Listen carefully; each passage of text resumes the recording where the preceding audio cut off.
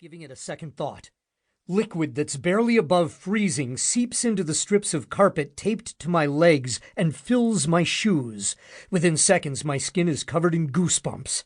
It's an odd mixture, my body sweating under the layers of fabric while shivering at the same time, like I've been sucked into some kind of alternate universe. Shit, that's a dumb thought. Aren't the zombies trying to rip me to pieces enough to make me think I've been sucked into some kind of twisted world where nothing makes sense? The current is stronger than I anticipated, or my legs are weaker. Either way, less than 3 steps into the water and I'm already wobbling. I hold my arms up like I'm walking on a balance beam, and each time I lift a foot, I'm careful to make my steps short and close together. It makes the going slow, but it also keeps me from tumbling into the water and being swept away. By the time the first zombie splashes into the river at my back, the water is up to my knees. Without thinking, I turn. So fast it causes me to lose my balance. Panic that's stronger than the current under me clenches my gut as I tumble forward, throwing my hands out. The freezing water engulfs me and my head goes under, but I keep my arms and legs rigid. Even as my mouth and nose are filled with icy liquid, I force my body to stay firm, refusing to allow myself to panic and lose control of the situation. When I lift my head from the freezing water, I'm face to face with so many zombies it would be impossible to count them all. Like me, the river seems to have frozen most of them in place. The few that have ventured in wobble with each step, and even though I know I should get up and move, I stay on all fours where I am and watch. My breath held as I wait, praying for the outcome that will mean I made the right decision. The zombie closest to me stumbles and then falls, dipping under for a few seconds before resurfacing further downstream. His arms flail as he's carried off, and the moan he lets out sounds oddly human, making the hair on my head prickle. I'm still watching him float away when a second and then a third bite the dust. Watching those bastards get swept away is all it takes to snap me out of it. I have to get up, have to get on my feet and keep moving.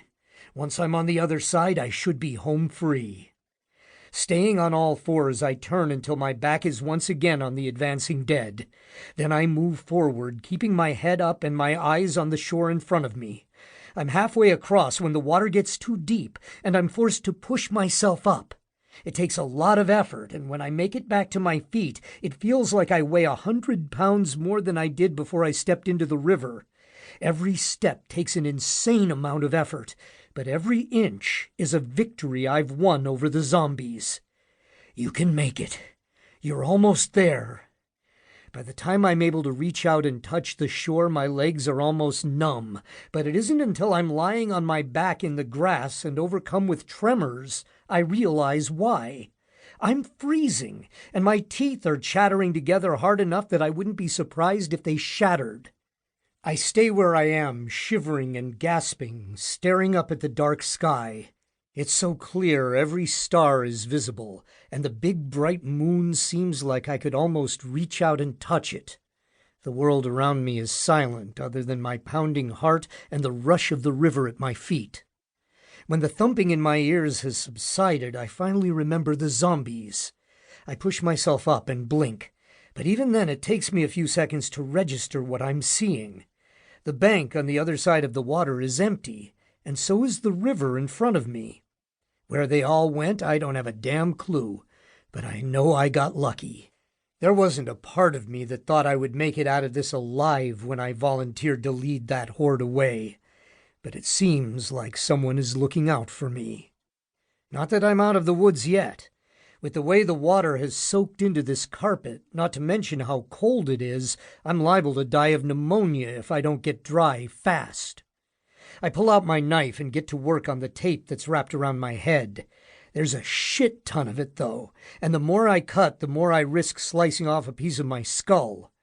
I let out a deep breath, hoping to calm my pounding heart as I take a few seconds to study my surroundings.